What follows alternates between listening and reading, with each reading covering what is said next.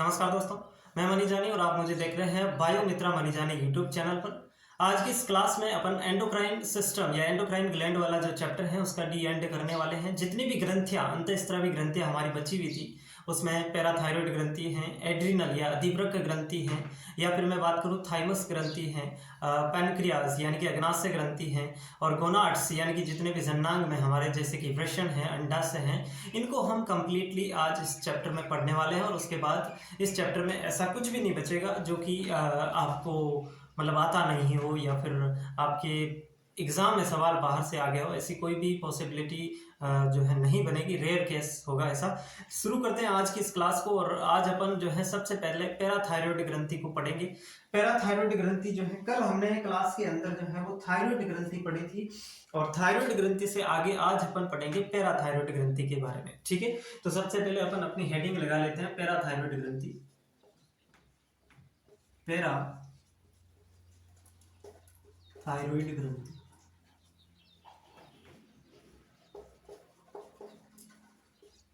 Parathyroid ग्रंथि। Parathyroid ग्रंथि की अगर मैं बात करूं तो सबसे पहले हमने कल थायरॉयड ग्रंथि पढ़ी, और थायरॉयड ग्रंथि के अंदर मैंने बताया कि ये आपके गले के अंदर स्थित होती है। ठीक है, तो थायरॉयड ग्रंथि की अगर मैं बात करूं तो ये हमारी ट्रेकिया है, ये हमारी ट्रेकिया है। ठीक है, और ट्रेकिया में सी आकृति के उपास्थल छल्ले होते हैं जो हम श्वसन तंत्र वाले चैप्टर में अच्छे तरीके से पढ़ चुके हैं। तो ये हमारी क्या है, ट्रेकिया है। ट्रेकिया यानी कि श्वास नली, और इसके दोनों साइड ऐसे जो है वो आपकी क्या होती है, ये आपकी क्या है, थायरॉयड ग्रंथि है। इसके दोनों साइड ये क्या है, आपकी थायरॉयड ग्रंथि। अब कुछ बच्चों को लगता है कि थायरॉयड ग्रंथि की संख्या 2 होती है, तो ऐसा बिल्कुल नहीं है। कल की क्लास में मैंने आपको बताया कि जो थायरॉयड ग्रंथि होती है वो द्विपालित होती है, बाइलोब्ड होती है। तो ये इसकी 2 पालियां हैं, लेकिन ये ग्रंथि एक ही है। ठीक है, तो ये आपकी कौन सी हो जाएगी, थायरॉयड ग्रंथि हो जाएगी। ये आपकी थायरॉयड ग्रंथि हो जाएगी।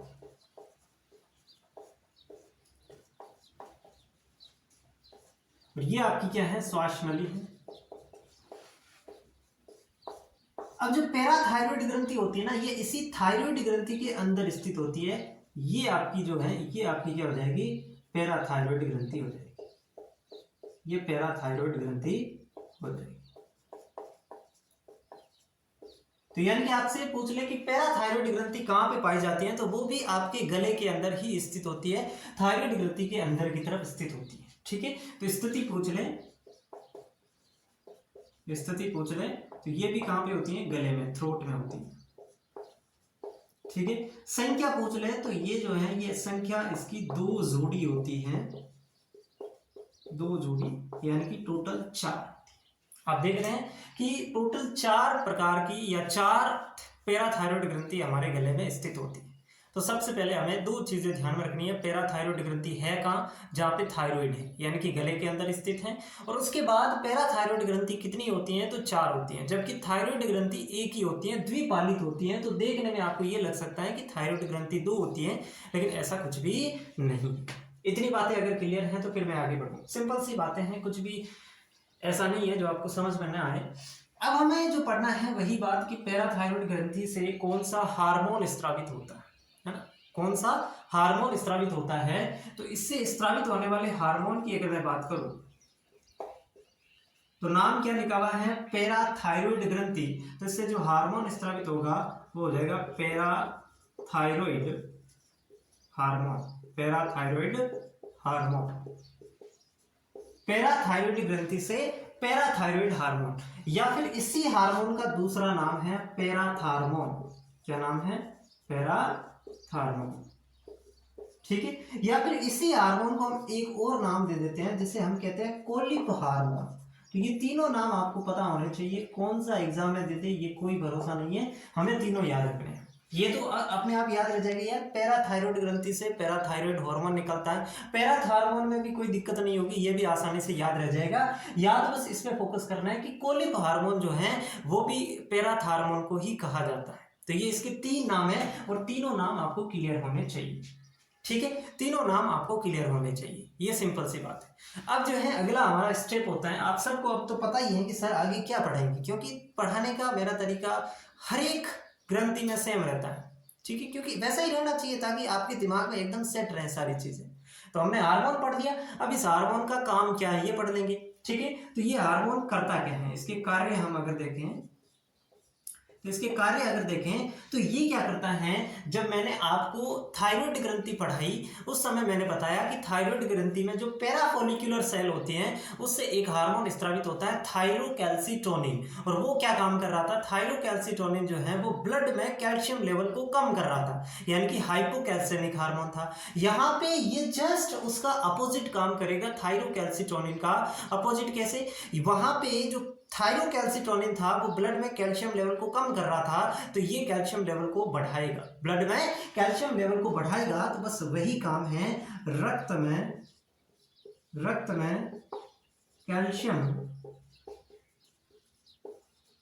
में कैल्शियम स्तर को बढ़ाता है, स्तर को बढ़ाता है। और अगर ये बढ़ाता है तो मैंने आपको बताई इसे क्या कहेंगे, हाइपर, और कैल्शियम के लेवल को बढ़ाता है तो कैल्सेमिक, हाइपर कैल्सेमिक हार्मोन, इसे हम क्या कह सकते हैं, हाइपर कैल्सेमिक हार्मोन। ये कंसेप्ट आपको क्लियर है, हाइपर क्योंकि बढ़ा रहा है तो हाइपर, कम करता तो हाइपो। अब ग्लूकोज का लेवल बढ़ाता तो ग्लाइसेमिक, और कैल्शियम के लेवल को बढ़ाता है तो कैल्सेमिक। समझ में आ रही इतनी बातें। तो ये जो पैराथ हार्मोन है ये एक हाइपर कैल्सेमिक हार्मोन है।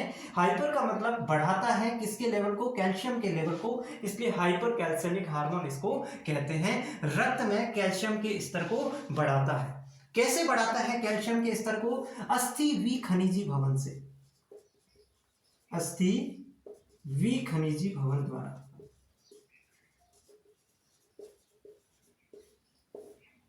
अस्थि विखनिजी भवन द्वारा। इसका मतलब आप समझ गए होंगे, नहीं समझे तो मैं बता देता हूं कि जो बोन होती है, बोन का जो मैट्रिक्स होता है उसमें क्या होता है, कैल्शियम होता है, हड्डियों के अंदर कैल्शियम होता है। उस कैल्शियम को तोड़ तोड़ करके वो वहां से कहां पे लाता है, ब्लड के अंदर लाता है। इसे कहते हैं अस्थि विखनिजी भवन, बोन डीमिनरलाइजेशन। इंग्लिश वाले बच्चों के लिए हो जाएगा, बोन डीमिनरलाइजेशन प्रोसेस के द्वारा वो रक्त में कैल्शियम के स्तर को बढ़ाता है।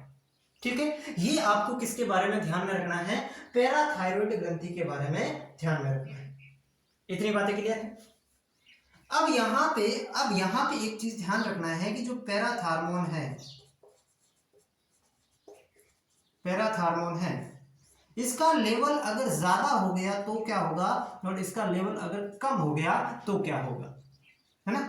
तीसरी प्रकार की जो चीज हम कोई भी ग्रंथि में पढ़ते हैं, तो जो हार्मोन की कमी से या हार्मोन के अत्यधिक स्त्रावण से जो रोग होते हैं वो पढ़ते हैं। तो वही बात हम यहाँ पे करते हैं कि पैराथार्मोन अगर बहुत ज्यादा मात्रा में स्त्रावित हो गया तो क्या होगा, और पैराथार्मोन अगर बहुत कम मात्रा में स्त्रावित हो गया तो क्या होगा। तो पैराथार्मोन अति स्त्रावण से जो रोग होता है उसको हम नाम दे देते हैं ऑस्टियोपोरोसिस।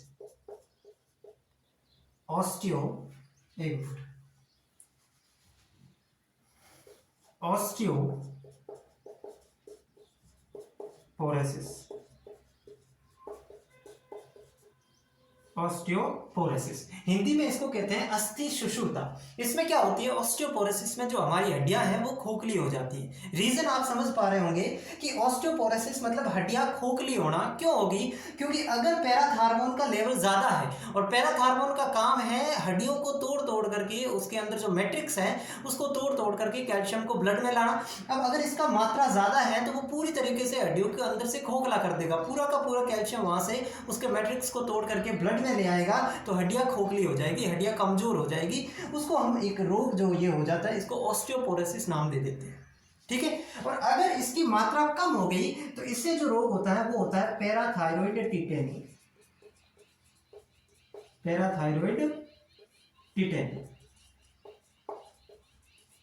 ठीक है, तो ये दो रोग हैं जो आपको ध्यान में रखने हैं कि अति स्त्रावण से कौन सा रोग होता है और अल्प स्त्रावण से कौन सा रोग होता है।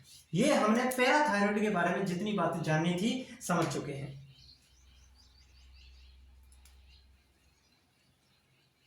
पैराथायरॉइड के बारे में जितनी बातें जाननी थी हम समझ चुके हैं।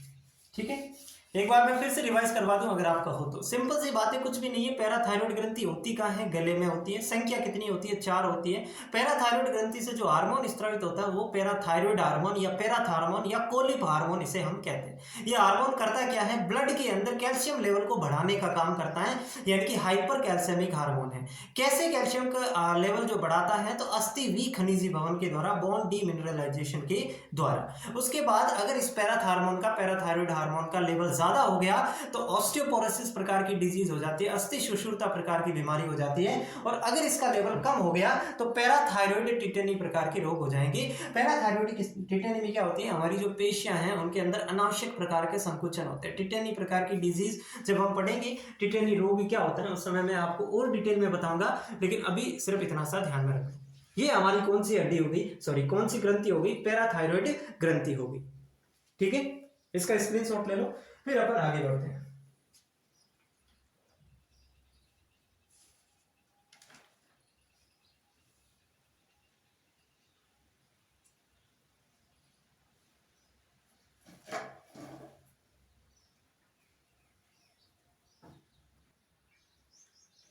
चलो, अगली जो हमारी ग्रंथि है वो हम पढ़ लेते हैं थाइमस को।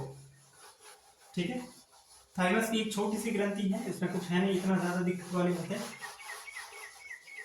फिर अपन एड्रिनल ग्लैंड को पढ़ेंगे थाइमस के बाद, फिर पैनक्रियाज पढ़ेंगे और फिर गोनाड्स। ठीक है, अब अपन पढ़ते हैं थाइमस ग्रंथि। थाइमस ग्रंथि, थाइमस ग्रंथि की अगर मैं बात करूं तो ये होती कहां पे है? सबसे पहले हमारे शरीर में थाइमस ग्रंथि कहां पे स्थित होती है? तो ये जस्ट आपके हृदय के पास में स्थित होती है, यानी कि इसकी लोकेशन, स्थिति की अगर मैं बात करूं तो हृदय के पास में, हृदय के पास। ठीक है, ये कहां पे होती है? हृदय के पास में स्थित होती है थाइमस ग्रंथि। अब थाइमस ग्रंथि से जो हार्मोन स्रावित होता है उसका नाम क्या है? थाइमस ग्रंथि से जो हार्मोन स्रावित होता है उसका नाम है थाइमोसिन। Thymosin hormone. लगभग जो हार्मोन है वो तो नाम से ही पता चल रहा है, थायराइड से थायरोक्सिन, पैराथायराइड से पैराथार्मोन, या फिर मैं थाइमस की बात करूं तो इससे थाइमोसिन, पीनियल ग्रंथि से मेलाटोनिन, वो थोड़ा सा अलग है तो उनको याद रख लो, बाकी नाम से पता चल रहा है। तो थाइमस ग्रंथि से जो हार्मोन स्रावित होता है वो थाइमोसिन हार्मोन। अब ये जो थाइमोसिन हार्मोन है ये क्या काम करता है? थाइमोसिन हार्मोन का काम क्या होता है? काम होता है टी लिम्फोसाइट, टी लिम्फोसाइट का परिपक्व करना, ये इसका काम है। टी लिम्फोसाइट्स जो होती हैं, यानी कि जो लसीकाणु होती है, टी लसीकाणु, उनके परिपक्वन का ये काम करेंगे। और आप सबको पता है लिम्फोसाइट्स जो होती हैं ये किसका निर्माण करती है? एंटीबॉडी का निर्माण करती है और हमारी शरीर की प्रतिरक्षा प्रणाली के अंदर भाग लेती है। यानी कि टी लिम्फोसाइट के परिपक्वन से संबंधित जो है वो काम किसका हो गया? थाइमस ग्रंथि का हो गया। इतनी बातें समझ में आ रही है? बहुत सिंपल सी स्थिति, हृदय के पास में, हार्मोन जो है वो थाइमोसिन हार्मोन, और ये थाइमोसिन हार्मोन का काम है टी लिम्फोसाइट्स को परिपक्व करना, मैच्योर करना। ठीक है, अब आप खुद सोचिए कि अगर, अब एक चीज और लिखिए, ये जो थाइमस ग्रंथि होती है, यौवनावस्था तक यह ग्रंथि पूर्ण रूप से विकसित होती है।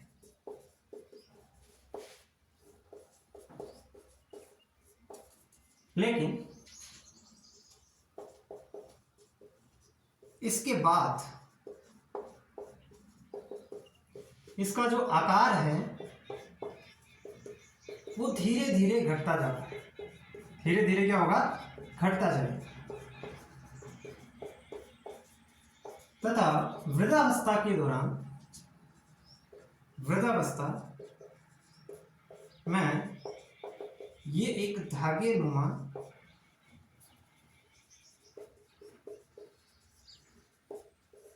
पतली हो जाती है।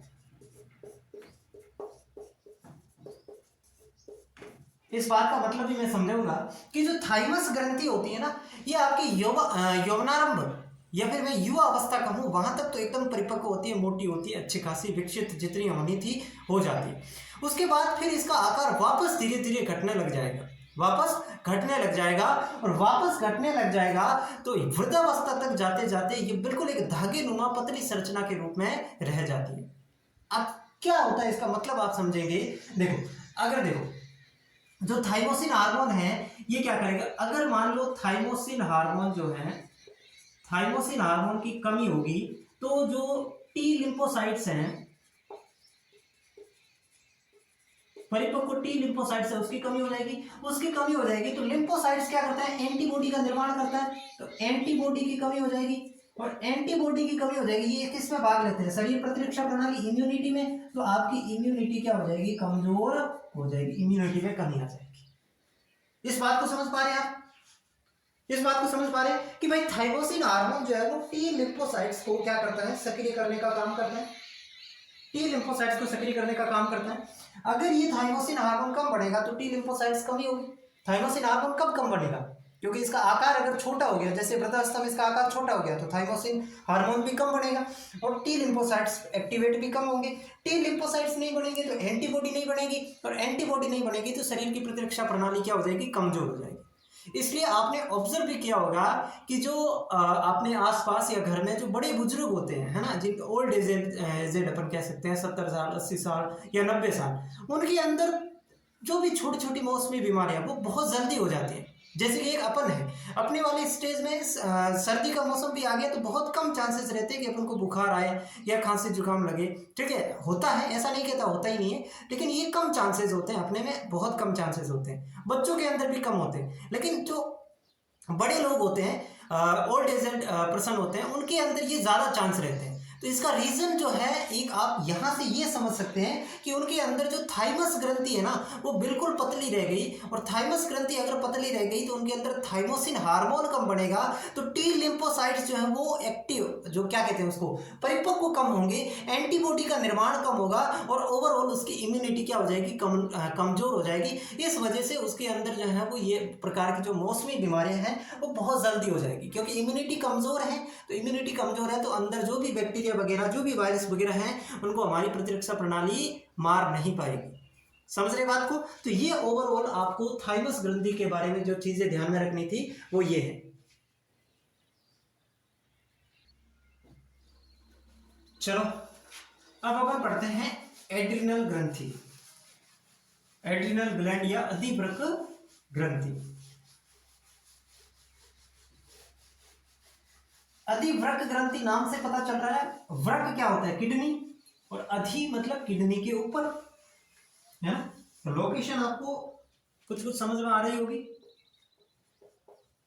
अधिवृक्क या एड्रिनल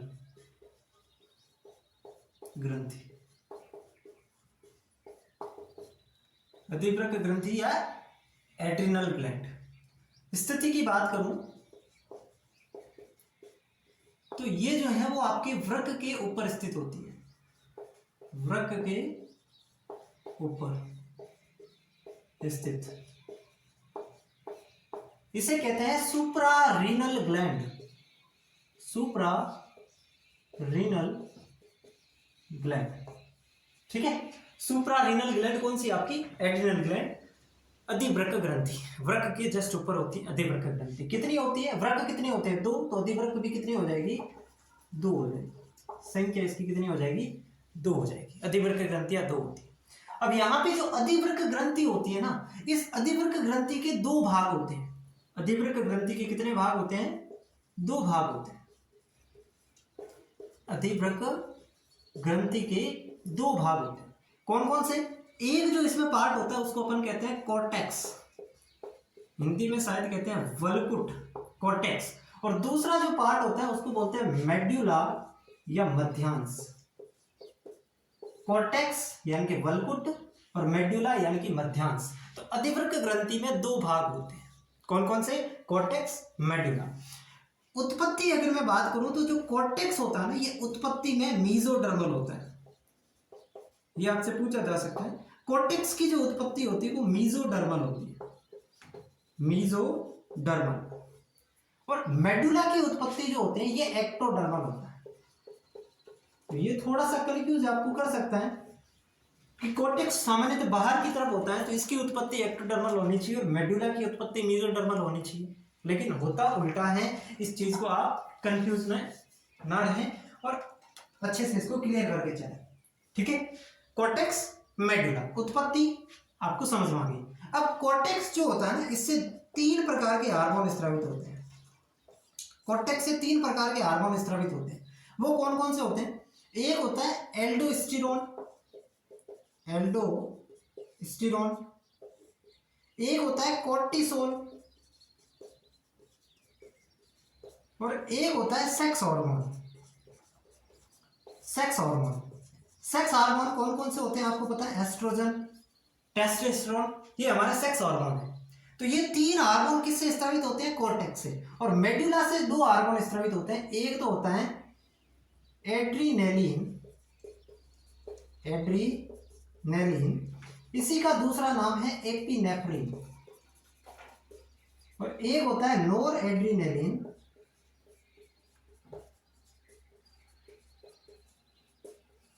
इसी का दूसरा नाम है नोर एपिनेफ्रिन।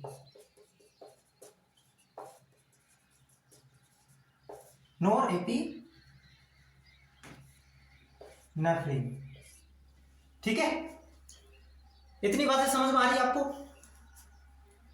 इतनी बातें समझ में आ रही? बहुत सिंपल सी बातें हैं। सबसे पहले हमने पढ़ा कि अधिवृक्क ग्रंथि जो होती है ये वृक्क के ऊपर स्थित होती है, संख्या इनकी 2 होती है। अधिवृक्क ग्रंथि में 2 भाग होते हैं, एक कोर्टेक्स और एक मेडुला। कोर्टेक्स जो होता है ये उत्पत्ति में मेसोडर्मल होता है, जबकि मेडुला उत्पत्ति में एक्टोडर्मल होता है। कोर्टेक्स से 3 प्रकार के हार्मोन स्रावित होते हैं, एक तो एल्डोस्टेरोन, एक कोर्टिसोल और एक सेक्स हार्मोन जिसमें एस्ट्रोजन है, टेस्टोस्टेरोन है वगैरह जो हार्मोन है इसमें आ जाए। और जो मेडुला वाला पार्ट है अधिवृक्क ग्रंथि का, इससे 2 प्रकार के हार्मोन स्रावित होते हैं, एड्रीनलिन और नोर एड्रीनलिन। बताओ ये बातें समझ में आ रही? बिल्कुल मैं ऐसे पढ़ा रहा हूं जिससे आपके दिमाग में सेट हो, है ना। हमें कचरा करना ही नहीं है, बिल्कुल सिंपल भाषा में सीधे तरीके से जैसे समझ में आए वैसे समझना है। इतनी बातें समझ में आ गई। अब हमें क्या करना है भाई? एल्डोस्टेरोन का काम क्या है ना भाई? हम क्या पढ़ते हैं, जैसे हार्मोन पढ़ा उस हार्मोन का काम क्या है वो पढ़ देते हैं। तो अब एल्डोस्टेरोन का क्या काम है, कोर्टिसोल का क्या काम है, सेक्स हार्मोन का क्या काम है, वैसे ही एड्रीनलिन और नोर एड्रीनलिन का क्या काम है, यही तो पढ़ना है, यही पढ़ना है। तो एक एक करके अपन इनके काम पढ़ लेते हैं। पहले आप इनको लिख लो, फिर अपन इसके काम पढ़ लेते हैं।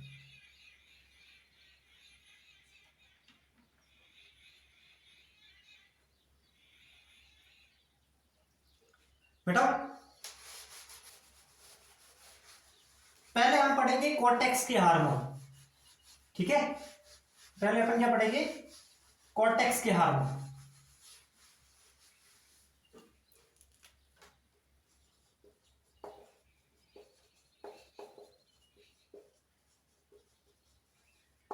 कोर्टेक्स के हार्मोन, सबसे पहला जो हार्मोन है ना वो है हमारा एल्डो, हिंदी में एल्डोस्टेरोन।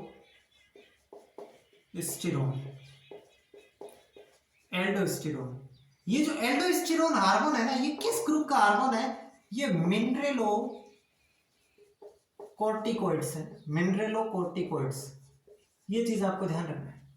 ये किस ग्रुप का हार्मोन है? मिनरेलोकॉर्टिकॉइड्स ग्रुप का हार्मोन है। समझ रहे? इसमें मिनरेलोकॉर्टिकॉइड्स ग्रुप में बहुत सारे हार्मोन आते हैं, लेकिन अपन को एक पढ़ना है एल्डोस्टेरोन। अब एल्डोस्टेरोन का कार्य क्या है ये हम पहले भी पढ़ चुके हैं, अगर किसी को याद आ रहा होगा। एक्सक्रीटरी सिस्टम में, एक्सक्रीटरी सिस्टम में जब हमने नेफ्रॉन की स्ट्रक्चर देखी तो उसमें एक था डीसीटी और एक थी कलेक्टिंग डक्ट यानी कि संग्राहक नलिका और दूरस्थ कुंडलित नलिका। ये 2 चीजें थी। उनके अंदर जो Na+ आयन है, सोडियम आयन है, उसके पुनर्अवशोषण के लिए एक हार्मोन काम आता था, और वो हार्मोन कौन सा?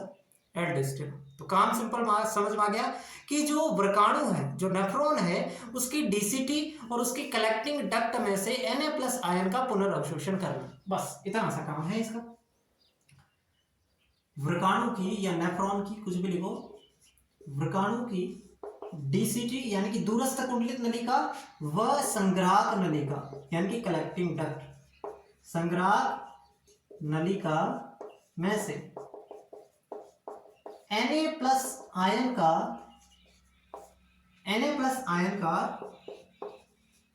पुनरावशोषण करना,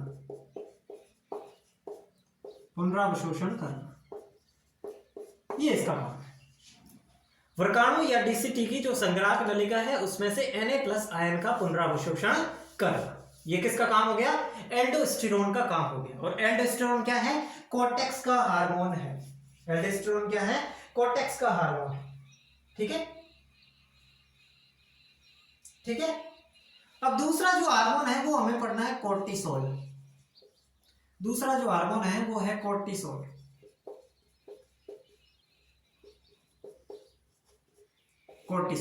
कोर्टिसोल के कार्य बहुत ज्यादा है, बहुत ज्यादा मतलब 3 4 5 कोर्टिसोल के काम है।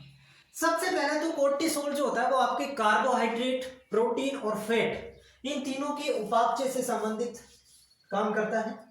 ठीक है, तो ये लिख सकते हैं अपन कि कार्बोहाइड्रेट, प्रोटीन व फैट का उपापचय, मेटाबॉलिज्म। दूसरा जो इसका काम हो जाएगा वो हो जाएगा एरिथ्रोपोएसिस। ये हम कल भी पढ़े थे। एरिथ्रोपोएसिस कहाँ पढ़े थे मुझे कमेंट करके बताओ। एरिथ्रोपोएसिस क्या होता है? एरिथ्रोपोएसिस आरबीसी के निर्माण की प्रक्रिया। तो एरिथ्रोपोएसिस में सहायक, ठीक है, आरबीसी की जो निर्माण की प्रक्रिया होती है उसको एरिथ्रोपोएसिस कहते हैं। तो उसमें भी ये क्या करता है? सहायता करता है। ठीक है, और अगर मैं इसके अंदर काम की बात करूं तो इसके अलावा जो कोर्टिसोल होता है ये आपके ग्लूकोनियोजेनेसिस को प्रेरित करता है।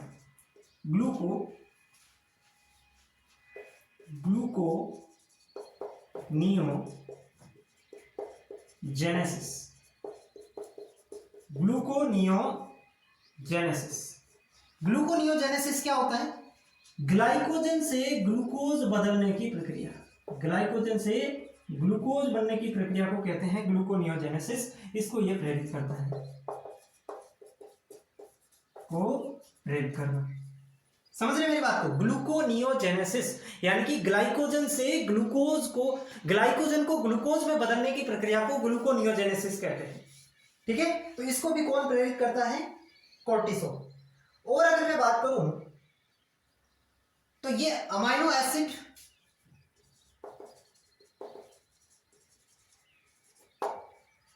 के कोशिकीय उद्ग्रहण व उपभोग को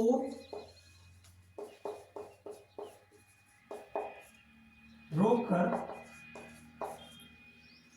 प्रोटीन निर्माण को रोकना। ठीक है, अमाइनो एसिड से प्रोटीन बनते हैं, तो अमाइनो एसिड्स के अगर उपभोग को ये रोक देगा तो इससे प्रोटीन निर्माण कम होगा। तो ये सारे के सारे काम किसके हो जाएंगे? कोर्टिसोल के हो जाएंगे। और एक इसका मोस्ट इंपॉर्टेंट काम बन गया रक्त के अंदर ग्लूकोज लेवल को बढ़ाना। रक्त में ग्लूकोज लेवल बढ़ाना, और बढ़ाना है मतलब हाइपर ग्लाइसेमिक हार्मोन। ये 5 काम इसके अंदर आपको ध्यान में रखने हैं। 5 काम सिंपल से एक बार फिर से मैं रिवाइज करवा देता हूं। कार्बोहाइड्रेट, फैट, प्रोटीन की उपापचय से संबंधित। एरिथ्रोपोएसिस यानी कि आरबीसी के निर्माण की प्रक्रिया को प्रेरित करता है। ग्लूकोनियोजेनेसिस यानी कि ग्लाइकोजन से ग्लूकोज में बदलने की प्रक्रिया को प्रेरित करता है। इसके अलावा ब्लड में ग्लूकोज लेवल को बढ़ाता है यानी कि हाइपरग्लाइसेमिक हार्मोन है। और इसके अलावा ये जो है वो अमाइनो एसिड्स के कोशिकीय उद्गरण को रोककर प्रोटीन संश्लेषण में बाधा उत्पन्न करता है। ये 5 काम आपको कोर्टिसोल के ध्यान में रखना। ठीक है, अब ये काम याद रख लेना, क्योंकि जब मैं पेनक्रियास पढ़ाऊंगा ना तो उसमें एक तो अल्फा सेल से ग्लूकागोन और बीटा सेल से इंसुलिन हार्मोन स्रावित होते हैं। वो बस ये अगर आपको याद है ना तो वो काम आपका खत्म हो जाएगा। तो इनको एक बार आप यहीं पे याद कर लो। 5 काम है सिंपल से। ब्लड में ग्लूकोज लेवल को बढ़ाना, ब्लड में ग्लूकोज लेवल को बढ़ाना, एरिथ्रोपोइसिस को प्रेरित करना, ग्लूकोनियोजेनेसिस को प्रेरित करना, अमीनो एसिड्स के उपभोग को रोक करके प्रोटीन संश्लेषण में बाधा करना, और एक आपको कौन सा बच गया, ये कार्बोहाइड्रेट प्रोटीन फैट वाला। ये 5 काम है इसका। तो याद ही है एल्डोस्टेरोन क्या करता है, बस कोर्टिसोल वाले में आप थोड़ा सा याद रखना है इसको। कोर्टेक्स के हार्मोन एल्डोस्टेरोन हो गया, कोर्टिसोल हो गया, एक हमारा बच रहा है कौन सा, सेक्स हार्मोन। ठीक है, उसको भी देख लेते हैं।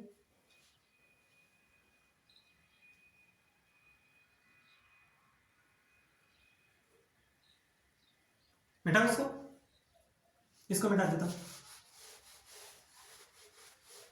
तीसरा जो हार्मोन हमारा बचा हुआ है वह है सेक्स हार्मोन।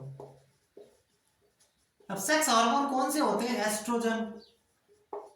एस्ट्रोजन, टेस्टोस्टेरोन, ये क्या होते हैं, सेक्स हार्मोन होते हैं। और इनका काम क्या है, द्वितीयक लैंगिक लक्षणों के विकास में सहायक कार्य क्या हो जाएगा, द्वितीयक लैंगिक लक्षणों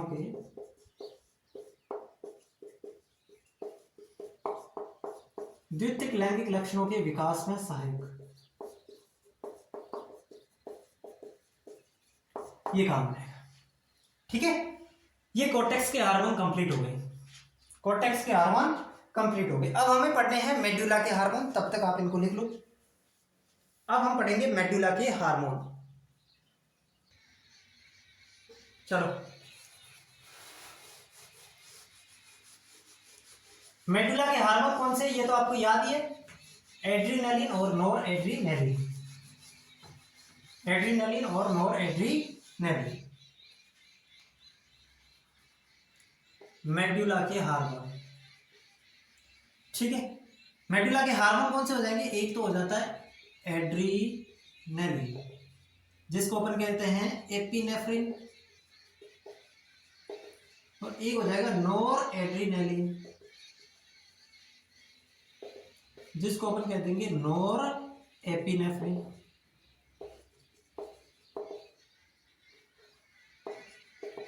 ठीक है, ये जो हार्मोन है ना, इनको अपन कहते हैं इमरजेंसी हार्मोन, यानी कि आपातकालीन हार्मोन, आपातकालीन हार्मोन, या फिर इनको ही अपन क्या कहते हैं, कैटकोल एमाइंस, कैटकोल एमाइंस, ये भी इन्हीं हार्मोन को कहा जाता है। या तो आप आपातकालीन हार्मोन कहो, या फिर आप कैटकोल एमाइंस कहो, या फिर आप इसे 3F हार्मोन कह सकते हैं, या फिर इसे आप फ्लाइट और फाइट हार्मोन भी कह सकते हैं। तो ये चीजें जरूर विशेषकर याद रखना कि फाइट और फ्लाइट हार्मोन किसे कहते हैं, है ना, फाइट और फ्लाइट, या तो लड़ो या भागो। आपातकालीन हार्मोन, इमरजेंसी हार्मोन किसे कहा जाता है, कैटकोल एमाइंस किसे कहा जाता है, तो ये जो एड्रिनल मेडुला के हार्मोन है इन्हें कहा जाता है। ठीक है, एड्रिनल मेडुला के जो हार्मोन हैं इन्हें अपन ये तीनों नाम से जाना जा सकता है। ठीक है, चलो अब इनके काम क्या होते हैं, देखो आपातकालीन हार्मोन क्यों कहते हैं ये आपको अभी समझ में आ जाएगा। जब भी कोई आपात की स्थिति होगी, तनाव की स्थिति होगी, उस समय ये हार्मोन क्या करेंगे, ये हार्मोन आपके हार्ट बीट रेट को बढ़ा देंगे, हार्ट बीट रेट को बढ़ा देंगे, यानी कि हृदय की धड़कनें तेज हो जाएगी। ये आपकी ब्रीदिंग रेट को बढ़ा देंगे, ब्रीदिंग रेट को बढ़ा देंगे, ब्रीदिंग रेट को बढ़ा देंगे। पाइलो इरेक्शन हो जाएगा। पाइलो इरेक्शन एक इंग्लिश का वर्ड है और हिंदी में मैं आपको बिल्कुल लिखाऊंगा रोंगटे खड़े होना, रोंगटे खड़े होना। जब भी आप कोई सांप को बिल्कुल आपके सामने देखते हैं तो आपके रोंगटे खड़े हो जाते हैं, तो पाइलो इरेक्शन का। और अगर मैं बात करूं हार्ट बीट रेट बढ़ा देना, ब्रीदिंग रेट बढ़ा देना, पाइलो इरेक्शन हो जाना, ठीक है, और सेल द्वारा यानी कि कोशिका द्वारा O2 का अधिक उपयोग करना, O2 का अधिक उपभोग करना। ठीक है, ये सारी की सारी कंडीशंस जो है, ये हार्मोन जो है वो आपके शरीर में पैदा करते हैं जब भी आप किसी आपातकालीन स्थिति में होते हैं, जब भी आप आपातकालीन स्थिति में होते हैं। ठीक है, और क्या होगा, बीपी बढ़ जाएगी, ऑब्वियसली बात है। बीपी क्या होता है, ब्लड प्रेशर, ब्लड प्रेशर बढ़ जाएगा। तो ये चीजें आप समझ पा रहे होंगे, ये सारे के सारे काम हो जाएंगे। और अंततः ये हार्मोन आपात की स्थिति में अनुकंपी तंत्रिका तंत्र की सक्रियता को बढ़ा देते हैं। अनुकंपी तंत्रिका तंत्र जो है उसकी सक्रियता को बढ़ा देते हैं, की सक्रियता बढ़ा देते हैं।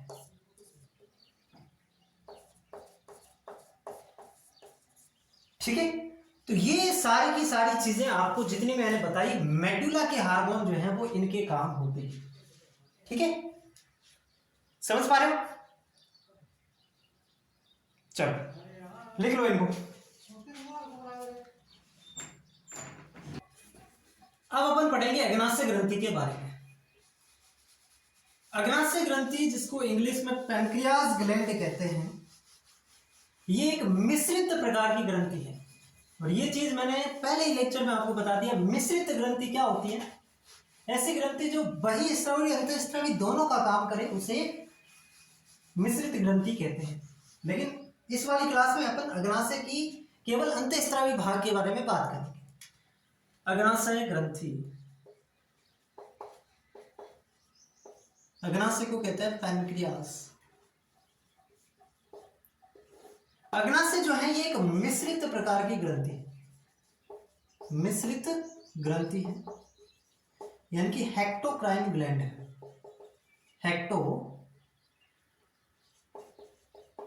हेक्टोक्राइन ग्लैंड है। ठीक है, ये एक मिश्रित ग्रंथि यानी कि हेक्टोक्राइन ग्लैंड है। अब अग्नाशय का जो अंतःस्रावी भाग होता है, अग्नाशय ग्रंथि का अंतःस्रावी भाग जो होता है उसे अपन एक नाम देते हैं, वो है लैंगरहैंस की द्वीपिका। लैंगरहैंस की द्वीपिका, लैंगरहैंस की द्वीपिका। समझ रहे हैं? बहिःस्रावी भाग को हमें इसमें नहीं पढ़ना, जो इसका अंतःस्रावी भाग होता है उसे अपन लैंगरहैंस की द्वीपिका कहते हैं। और ये जो लैंगरहैंस की द्वीपिका है इसमें दो प्रकार की सेल होती है, एक होती है अल्फा सेल और एक होती है बीटा सेल। एक होती है अल्फा सेल और एक होती है बीटा सेल। अल्फा सेल से जो हार्मोन स्रावित होता है उसको अपन नाम दे देते हैं ग्लूकोगोन। ग्लूकोगोन, हिंदी में बात करूं तो ये हिंदी में लो, ग्लूकोगोन। और बीटा सेल से जो हार्मोन स्रावित होता है वो क्या होता है? इंसुलिन। वो क्या होता है? इंसुलिन। इतनी बातें समझ में आ रही? सिंपल सी बात मैंने अभी कही कि अग्नाशय एक मिश्रित प्रकार की ग्रंथि यानी कि बहिःस्रावी और अंतःस्रावी दोनों की तरह काम करती है। इसका जो अंतःस्रावी भाग होता है उसे अपन लैंगरहैंस की द्वीपिका कहते हैं। लैंगरहैंस की द्वीपिका में दो प्रकार की सेल देखने को मिलती है, एक अल्फा सेल, एक बीटा सेल। अल्फा सेल जो हार्मोन स्रावित करती है उसका नाम ग्लूकोगोन, और बीटा सेल जो हार्मोन स्रावित करती है उसका नाम इंसुलिन। उसका नाम इंसुलिन। बताओ, इतनी सारी चीजें क्लियर? अब मैंने एक चीज आपको पीछे बताई थी कि कोर्टेक्स के अंदर जो एड्रिनल कोर्टेक्स है, अधिवृक्क ग्रंथि का कोर्टेक्स भाग है, उसमें एक हार्मोन हमने पढ़ा एल्डोस्टेरोन। मैंने कहा एल्डोस्टेरोन के जो काम है, सॉरी कोर्टिसोल, कोर्टिसोल के जो काम है वही के वही काम ग्लूकोगोन के हैं। यानी कि यहाँ पे ग्लूकोगोन के काम आपको याद नहीं रखने अगर आपने कोर्टिसोल में याद कर लिए तो। ग्लूकोगोन के वही काम है जो कोर्टिसोल के काम है, और जो इंसुलिन है इसका जस्ट अपोजिट काम है।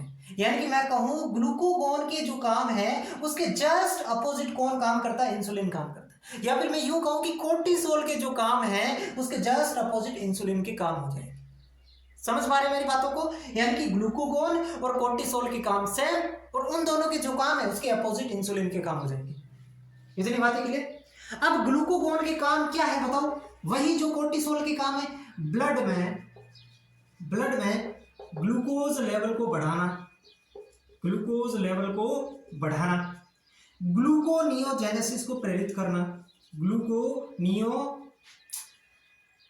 ग्लूकोनियोजेनेसिस को प्रेरित करना,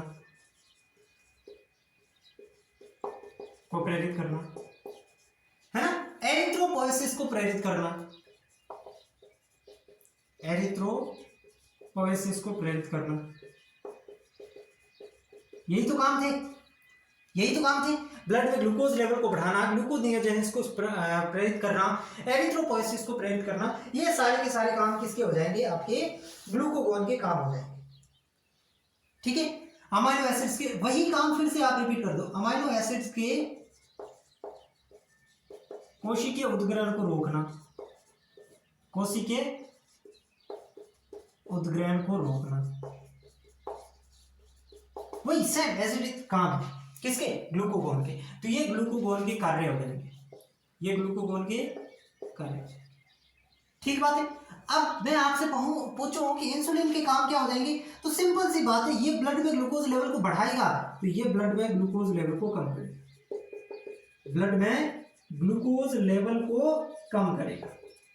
पता, बातें क्लियर हो रही है, ब्लड में ग्लूकोज लेवल को कम करेगा। अब ये चीज आपको पता है कि अगर ग्लूकोज है तो ग्लाइसेमिक और कम कर रहा है तो हाइपो, यानी कि इंसुलिन एक हाइपोग्लाइसेमिक हार्मोन है, जबकि ग्लूकोगोन एक हाइपरग्लाइसेमिक हार्मोन है।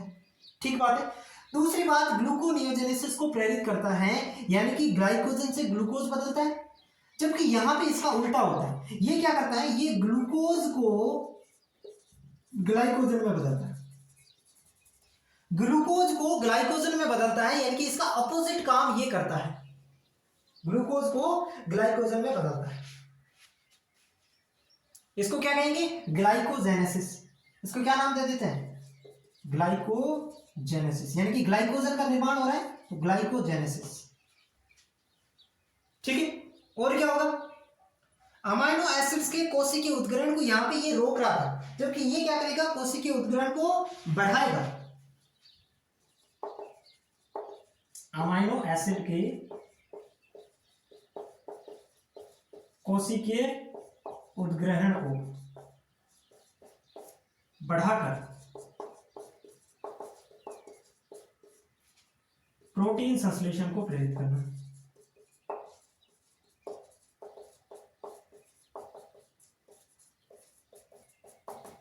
मैंने कुछ भी ऐसा नहीं लिखा जो आपको समझ में नहीं आ रहा, बिल्कुल डिट्टो यहाँ पे जो कोर्टिसोल के काम है वो यहाँ पे लिखे और इसके बिल्कुल उल्टे कर दिए इंसुलिन में। याद भी नहीं रखना, अगर आप दिमाग लगाओगे तो कोर्टिसोल के काम याद कर लो, उसके बाद आपका पैनक्रियाज तो वैसे ही क्लियर है। दो तीन बातें हैं कि इसका अंतरिस्थ विभाग लैग्रेंज की द्वीपिका कहलाता है। अल्फा सेल से जो है वो आपका इंसुलिन ग्लूकोगोन और बीटा सेल से इंसुलिन हार्मोन स्रावित होते हैं। बस इतना सा काम आपको याद रखना है, इतनी सी बातें आपको यहाँ पे अग्नाशय के अंदर याद रखनी है। ठीक है। अब एक डिजीज है जो आपको ध्यान में रखनी है कि अगर इंसुलिन की कमी हो जाती है तो उससे कौन सा रोग होता है ना। इंसुलिन जो होता है ना, यहां पे लिख दूं मैं इसको, आप नीचे लिख लेना भले, कि इंसुलिन की अगर कमी हो जाती है इंसुलिन की, तो इससे जो रोग होता है ना उसको अपन कहते हैं मधुमेह रोग। नाम सुना है, मधुमेह रोग। इंग्लिश में कहते हैं इसको डायबिटीज मेलाइटस, डायबिटीज मेलाइटस। ये रोग होता है इससे, किसकी कमी से, इंसुलिन की कमी से। ठीक है। ये पैनक्रियाज के बारे में इतनी चीजें आपको ध्यान में रखनी है, पैनक्रियाज के बारे में इतनी चीजें आपको ध्यान में रखनी है। लिख लो इनको फटाफट, तो इसको मिटा रहा हूं मैं। अब अपन पढ़ेंगे गोनाड्स, वृषण और अंडाशय के बारे में बात करेंगे। वैसे ये यहाँ पे ऊपर से मैं चीजें लिखवा देता हूं, लेकिन जब हम नर जनन अंग और मादा जनन अंग पढ़ेंगे तो उसके अंदर वृषण और अंडाशय को बहुत डिटेल में अपन पढ़ लेंगे। ठीक है। लेकिन यहाँ पे जितनी काम की चीजें हैं वो यहाँ पे भी मैं आपको लिखा दूंगा। सबसे पहले अगर मैं बात करूं वृषण की, यानी कि टेस्टिस की, वृषण टेस्टिस, ये भी एक मिश्रित प्रकार की ग्रंथि होती है, मिश्रित प्रकार की ग्रंथि। ठीक है, मिश्रित प्रकार की ग्रंथि होती है। वृषण जो होता है इससे जो हार्मोन स्रावित होता है उसका नाम क्या है, ये होता है टेस्टोस्टेरोन, ये होता है टेस्टोस्टेरोन। ठीक है, टेस्टोस्टेरोन। अब टेस्टोस्टेरोन का क्या काम होगा, अगर आपसे पूछ ले कि इसके कार्य क्या होंगे, तो नर के अंदर नर के द्वितीयक लैंगिक लक्षणों का विकास ये करता है, नर में द्वितीयक लैंगिक लक्षणों का विकास ये करता है। सिंपल सा ये इसका काम है। ठीक है। अब अगर मैं बात करूं अंडाशय की, तो अंडाशय से कौन से हार्मोन स्रावित होते हैं, अंडाशय से 4 प्रकार के हार्मोन स्रावित होते हैं। प्रोजेस्टेरोन, एस्ट्रोजन, ठीक है। एक इससे हार्मोन स्रावित होता है इनिबिन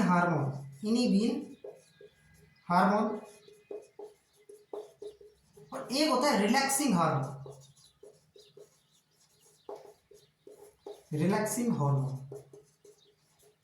ये 4 प्रकार के हार्मोन अंडाशय से स्रावित होते हैं, ठीक है। किससे स्रावित होते हैं? तो ये होते हैं आपकी कार्पस ल्यूटियम से, ठीक है, कार्पस ल्यूटियम से। लिख लो इनको। ये टेस्टोस्टेरोन लीडिंग सेल से स्रावित होता है, ये भी लिख लो, लीडिंग कोशिकाओं से, ठीक है। तो ये आपने लिख लिया होगा वृषण और अंडाशय से जो हार्मोन स्रावित होते हैं उनके बारे में। थोड़ा सा बीच में डिस्टर्बेंस आ गया था। अब देखो, ये आपको समझ आ गया कि वृषण एक मिश्रित प्रकार की ग्रंथि है और वृषण से जो हार्मोन स्रावित होता है उसको हम कहते हैं टेस्टोस्टेरोन। टेस्टोस्टेरोन लीडिंग सेल से स्रावित होता है जो वृषण के अंदर कोशिका पाई जाती है, और इसका कार्य क्या हो जाएगा? नर के अंदर द्वितीयक लैंगिक लक्षणों के विकास में यह सहायता करता है। नर के अंदर काम उत्तेजना को प्रेरित करना, जितने भी काम है नर के अंदर जो होते हैं वो कौन करता है? टेस्टोस्टेरोन हार्मोन करते हैं। अंडाशय से 4 प्रकार के हार्मोन है, मुख्यतः 2 याद रखना आपको, एस्ट्रोजन और प्रोजेस्टेरोन। ये चारों के चारों हार्मोन जो स्रावित होते हैं ना, वो किससे होते हैं? कार्पस ल्यूटियम से, कार्पस ल्यूटियम। ये मैंने आपको पहले भी कहा कि जब मैं आपको नर जनन तंत्र और मादा जनन तंत्र पढ़ाऊंगा उस समय ये बिल्कुल अच्छे से क्लियर करवा दूंगा, लेकिन अभी के लिए इतना ध्यान में रखो कि ये जो 4 प्रकार के हार्मोन हैं ये आपके कार्पस ल्यूटियम से स्रावित होते हैं, अंडाशय के हार्मोन होते हैं, ठीक है। तो ये हमारे गोनाड्स भी क्लियर है, इसमें कुछ एक्स्ट्रा चीज़ें आपको नहीं याद रखनी। अब हमें 2-4 छोटी मोटी और बातें पढ़नी है, वहाँ से सीधा सीधा सवाल उठेगा। जैसे जैसे मैं लिखाऊँ वैसे वैसे तुम लिख लेना, वैसे वैसे तुम दिमाग में भी याद रख लेना उसको, ठीक है। क्या लिखना है? देखो सुनो, पहले तो इसको मिटा दो, ये लिख लिया होगा आपने। अब हमें ये पढ़ना है कि भाई किडनी से कौन सा हार्मोन स्रावित होता है, लिवर से कौन सा स्रावित होता है, प्लेसेंटा से कौन सा स्रावित होता है, हृदय से कौन सा स्रावित होता है। ये चीजें हमें 2-4 देख लेनी है, उसके अलावा कुछ भी नहीं पढ़ना इस चैप्टर में। सारी की सारी अंतःस्रावी ग्रंथियां हमने पढ़ ली एक एक करके सारी चीजों को, ठीक है। तो सबसे पहले अगर मैं बात करूं प्लेसेंटा में, याद रखना प्लेसेंटा द्वारा स्रावित होने वाले हार्मोन, प्लेसेंटा द्वारा स्रावित होने वाले हार्मोन। इसके अंदर 2 तो वही हार्मोन याद रखने, 3 तो जो अंडाशय में थे। कौन कौन से? एक तो एस्ट्रोजन, एक प्रोजेस्टेरोन और एक रिलैक्सिंग हार्मोन। तीनों के नाम याद रख लोगे। कौन कौन से? एस्ट्रोजन, प्रोजेस्टेरोन और एक रिलैक्सिंग हार्मोन। ये 3 तो वही हो जाएंगे, ठीक है। अब इसके अलावा एक जो आपको हार्मोन याद रखना है वो याद रखना है ह्यूमन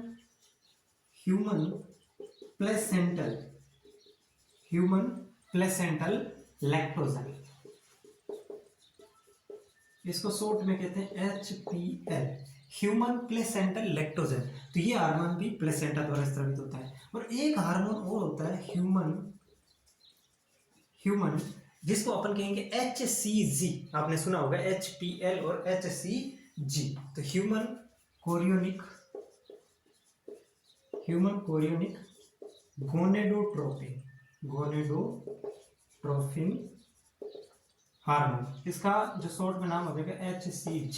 ये दोनों आपको याद रहना चाहिए, ह्यूमन प्लेसेंटल हार्मोन यानी कि HPL और human chorionic gonadotropin hormone HCG।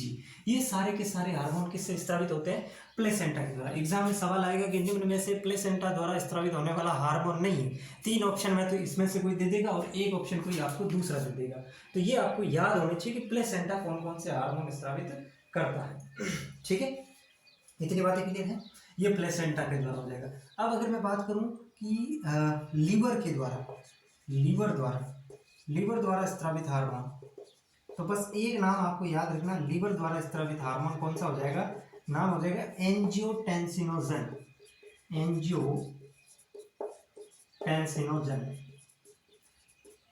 ठीक है, ये लीवर के द्वारा स्रावित होने वाला हार्मोन है एंजियोटेंसिनोजन। ठीक है, ऐसे कैसे याद रख लेना, प्लेसेंटा से ये 4-5 हार्मोन हैं और लिवर के द्वारा एक हार्मोन है एंजियोटेंसिनोजन। इनको नोट कर लो। कर लिया। अब अपन आगे और पढ़ लेते हैं, जैसे कि किडनी के द्वारा कौन सा हार्मोन स्रावित होता है। तो किडनी के द्वारा 3 हार्मोन नाम याद रखने आपको, 2-3 जितने भी आपको रहे उतने रख लेना। किडनी द्वारा स्रावित हार्मोन, किडनी मतलब वृक्क, किडनी द्वारा स्रावित हार्मोन। किडनी द्वारा स्रावित हार्मोन कौन से हो जाएंगे? एक तो हो जाता है आप इसमें रेनिन, और एक इसमें हो जाता है आपका एरिथ्रोपोइटिन, ये हार्मोन हो जाएंगे। एक इसमें हो जाएगा कैल्सिट्रायोल, हिंदी में भी लिख देता हूँ मैं, कैल्सिट्रायोल, ठीक है। ये तो रेनिन और ये एरिथ्रोपोइटिन।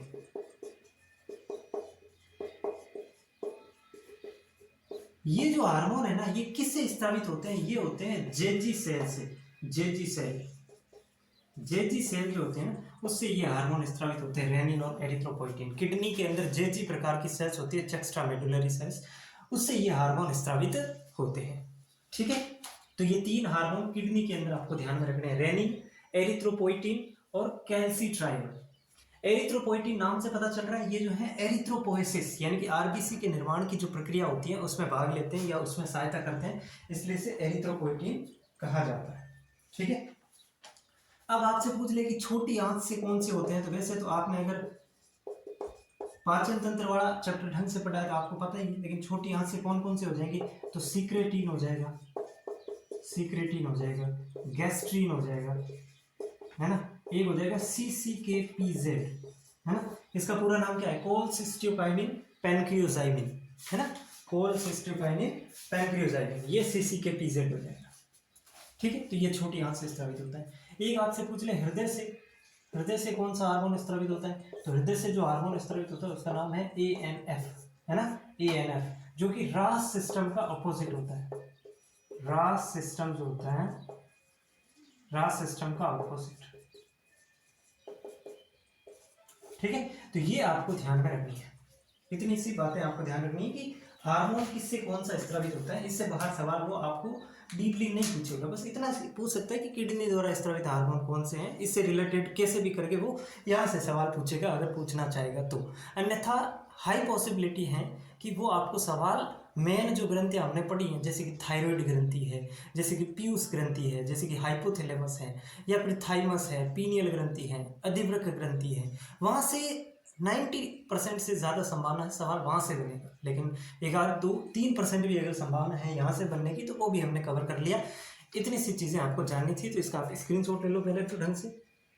और आज हमने इस चैप्टर का डी एंड कर दिया, यानी कि जितनी बातें हमें इस चैप्टर में पढ़नी थी मैंने पूरा प्रयास किया, आपको सारी की सारी बातें बताई। और आपको भी लग रहा होगा कोई भी चीज़ हमने पीछे नहीं छोड़ी है, फिर भी 1-2 चीज़ें अगर छूट जाती है तो आप उनको ऐड कर लो, है ना। ऊपर जो कॉपी के ऊपर स्पेस रहता है उसके अंदर आप ऐड कर लिया करो। ये आपके मतलब 1-2 चीज़ें मिस हो जाती हैं, उसमें कोई नहीं, लेकिन मैंने पूरा प्रयास किया है कि जो भी चीज़ें हैं वो आपकी क्लास के अंदर मैं लिखवा दूँ, ठीक है। तो आज की क्लास में अपन इतना ही रखते हैं, बाकी कैसी लगी आपको ये क्लास है आप मुझे ज़रूर बताएंगे और आगे से आगे शेयर करते रहें। धन्यवाद।